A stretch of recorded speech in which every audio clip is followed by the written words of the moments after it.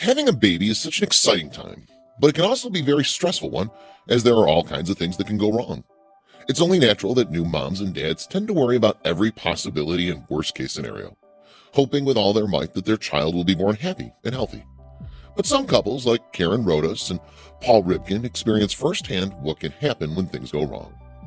Karen and Paul were initially thrilled to say hello to their baby boy Nathaniel, but had to say goodbye to him just 36 hours later. Nathaniel was born with a rare, life-threatening condition known as polycystic kidney disease. The main symptom of this disease is the development of cysts inside the kidneys, and it often leads to kidney failure, which can be fatal. In Nathaniel's case, it was too much to bear for a newborn baby. The couple had the courage to try for another baby and welcome their daughter, Maddie, into the world in 2013. Sadly, little Maddie was born with the exact same disease.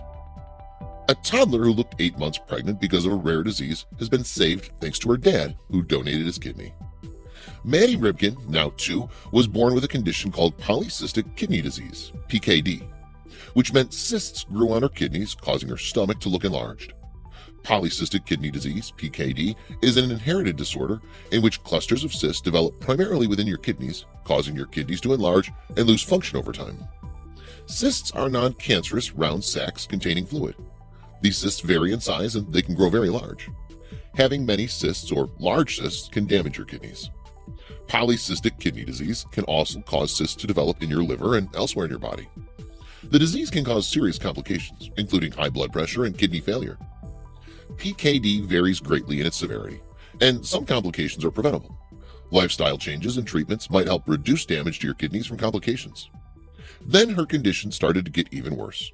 She was sleeping for up to 18 hours each day, having no energy at all and vomiting all the time. Her parents were living in a constant state of stress. Made much worse when doctors gave Karen and Paul the news they were so scared to hear. Their daughter was going to die without a kidney transplant. Although Maddie's condition was managed early on when she reached 18 months, her parents, Paul Ribkin and Karen Rodas, were told she urgently needed a kidney transplant. Luckily, her dad was identified as a donor, and following a life-saving operation in January 2016, she's recovered well. Any father would have done what I did, donating my kidney to Maddie, Ribkin said. It's part of being a parent. Now we're on a high and can watch Maddie grow up as a happy and healthy little girl. Maddie's parents, from New Jersey in the U.S., are both carriers of the recessive gene for PKD, a genetic condition that leads to the deterioration of kidney and liver function. The couple found out they carried the recessive gene when Rodas, who is also mom to Jackson, age 9, from a previous relationship, and 1-year-old Penelope, with Ribkin, fell pregnant with their first child together, Nathaniel. Rodas carried Nathaniel until full term, but he died after just 36 hours. During my pregnancy with Nathaniel, we discovered we both carried the recessive gene PKD, meaning the chances of any of our babies surviving, if they were born with it, was very low, Rodas said. He didn't stand a chance. Just 36 hours after his first cry brought him to life, on August 4th, 2012, he was gone. Medics warned the couple if they tried for another baby, he or she would have a 25% chance of carrying the condition too. But Rodas and Ribkin didn't want to let go of their dream of having a big family. When I felt pregnant again, we were both over the moon, Rodas explained. Then, at our 20-week scan, doctors found Maddie's kidneys were enlarged, a sure sign of PKD, just like Nathaniel. My heart sank. I was determined we didn't lose our baby to the deadly disease again. The family found a doctor in Philadelphia who knew how to look after babies with PKD. In November 2013, they traveled to the Children's Hospital of Philadelphia for what should have been a routine scan at 33 weeks. However, Rodas had to be induced to bring on labor early to save Maddie as she'd become entangled in her umbilical cord. After 12 hours, Maddie arrived.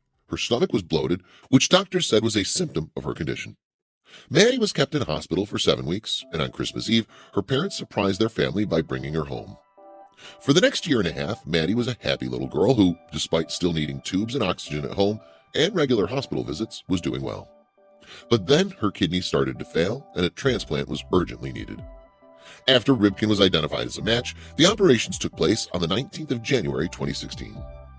With Paul and Maddie, 2 of my most precious souls, going under the knife, my nerves were a wreck, Rodas said. I kept thinking, what if something happens to them both? How will I cope? Thankfully, both operations were a success. And after a few weeks of rest, Rodas said Maddie seemed like a completely different child. Rodas continued, Daddy's kidney has saved our little girl. She has boundless energy. Her massive tummy now looks a little bit rounded, but she's happy and healthy 2-year-old. She'll need another transplant in 25 years, but that feels like a lifetime away. Maddie was born with little hope and a condition that threatened her life, but the wonders of modern medicine and the boundless love of her father helped to save her. This wonderful, inspiring story shows us how precious and fragile life can be.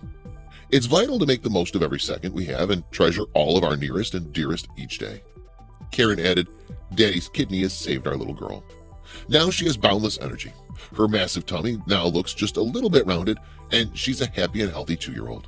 She laughs so much, big belly laughs, and she feels good, which was something she wasn't used to. She'll need another transplant in 25 years, but that feels like a lifetime away." Paul said, "We've been on a roller coaster, but any father would have done what I did, donating my kidney to Maddie. It's part of being a parent. Now we're on a high and can watch Maddie grow up as a happy and healthy little girl."